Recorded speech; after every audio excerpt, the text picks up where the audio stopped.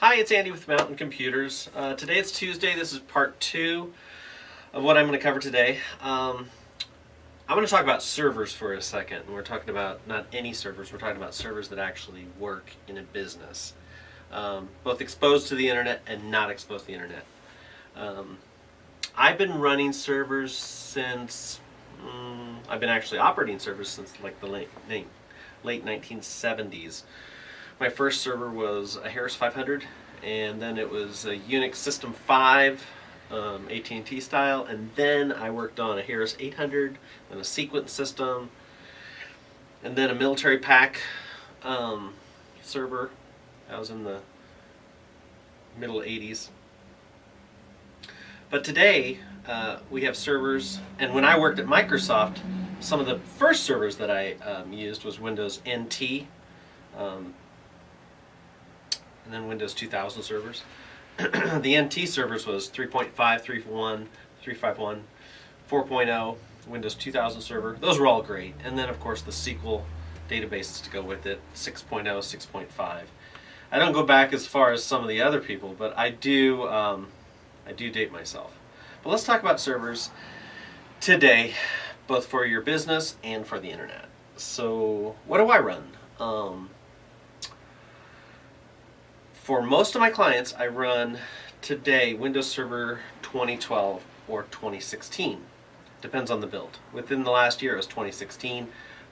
Prior to that, it was 2012, and prior to that, it was 2008. Do I still have some old servers running, like a Windows 2000 server? Actually, I do. I ran an old email server called Post Office on that, and that was great. That just required a simple Pentium 4 processor with like 2 to 4 gig of RAM. That was it. Small hard drive. It was perfect. Internal as well as internet facing. The Windows 2012 server that I use now, R2 version as well as 2016, those need a lot of horsepower, a lot of processing power, a lot of RAM.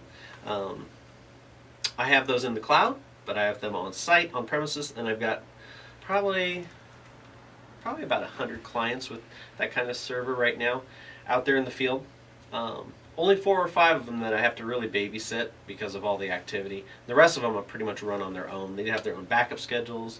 I get notifications when things need to be done, and then I come around and monitor them every 3 to 6 months to see that everything's fine. And most of those are internal only. They're not exposed to the internet, so we really don't have to worry about much. The people using them are connecting to the internet. So the best thing about servers on the inside, that clients, their PCs are connecting to the outside, is the server has backups and backup software and media. So when it comes to a server, you not only need a good box, like a quad core with at least 8 gig of RAM or more, and a really fast hard drive. Serial ATA is fine. The boot drives these days, most of the server boot drives we put in, they are SSD drives, really small, 120 gig SSD drive for the boot. The operating system only needs 40 to 60 to get going, and I know that sounds like a lot, but that's the way Windows works. The other thing that you have to have is RAM, Ethernet, hard drive, operating system, the software. Always have the software sitting next to the server near it with the serial numbers, and your backup drives that you'll rotate through. Some servers we have an online backup for them. Those are expensive for servers. We have shadow backups. Those are the ones where we actually have backups in the network that hackers and viruses can't see. Those are important. We just keep those tucked away, backing things up. Even if somebody was to scan the network, they wouldn't see it.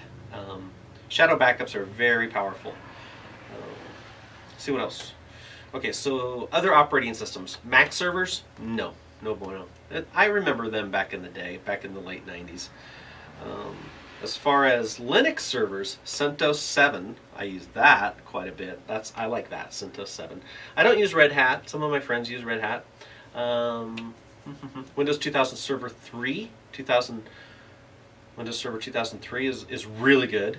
I like that one. I've used that one a lot. I still have a couple servers like that running here, 1, 2. As far as 2016, 2 of those. Just a couple months ago, we actually moved 41 applications and was it 7 or 11 servers into the cloud. We it took me 6 months of testing, 3 months of planning, and then 2 to 3 weeks of migration, and that was hard. That was really hard. It was like I'd start like at 6 o'clock at night and be done at 2 in the morning, and do that for 7 to 10 days straight on through, just doing one at a time, and moving all our email servers into the cloud. That was fun. Pricing of servers. Let's talk about pricing.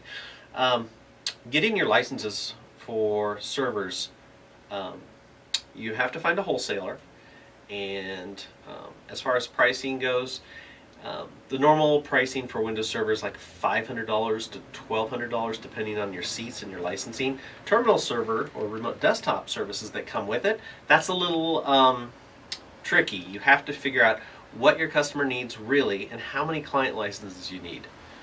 We do have a couple resellers that we get that from. Those aren't too expensive. Sometimes they're $50 per client per seat. Sometimes it's a little more. It just depends. What else? Servers. 2008 is going to be falling off here shortly. Servers are good for about 10 years. It's funny with Linux, it's like 5 years. What else? Backups. Do your backups. Be religious about your backups. I have backups on servers that run every 4 hours, where on some other servers they run once a day, middle of the night. And I get a message log that says, hey, the backup is done successfully, or it's not done successfully, or ran out of space, or partially complete. I think that's about it. Servers. Migrating servers, that can be tricky. Migrating applications. Files, that's easy. Just make sure you're on a gigabit network or higher. We've transferred 2 terabytes of data, sometimes a terabyte into the cloud, which is expensive. But as far as your bandwidth, symmetric bandwidth, I like to move things into the cloud to where you have gigabit up and down. So your slowest connection is the client's ability to upload. That maximum speed, that's unfortunate. I wish everybody had gigabit everywhere. Servers. I can't tell you enough to have backup copies of your software and license code available. We keep everybody's on file here, and several backup copies of the DVD or the CD for that matter, or on a jump drive. Make sure you always have the operating system ready to go to where you can just do a quick either image restore, a quick reload and data restore, or a quick repair. And always have a backdoor account in your servers for admin or domain admin. Antivirus programs are important. We used to not have antiviruses on servers because that wasn't the thing. The server wasn't really actively doing anything, and if it did actually see a virus on the server in a file system, it would delete it and people just say, hey, what happened to that? Where'd it go? And that's a bad thing, for files just to disappear. Server file formats. NTFS, Linux. There's some really cool file systems for Linux. On servers also, when you talk about storage, I talked about the boot drive being an SSD to boot up really fast. Your data drives. RAID 10 is what we use on all of our servers. The people used to use RAID 5 or simply RAID 1, RAID 0. No, RAID 10 is what we use, and you usually use 2 terabyte or 4 terabyte single drives. And with a RAID 10, you basically take 2 drives, RAID them together as RAID 0. RAID 0, that's 4 drives. And then RAID 1 across them, that's RAID 10.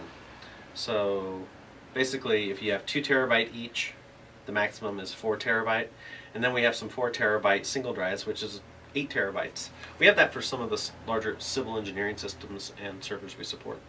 I think that's about it. Servers. Hardware, nice i5, i7, or even an AMD series. 16 to 32 gig of RAM. Gigabit, dual gigabit Ethernet cards. RAID 10, 2, 4, 8 terabytes. Really fast SSD, 120 gig or a little bit larger boot drive.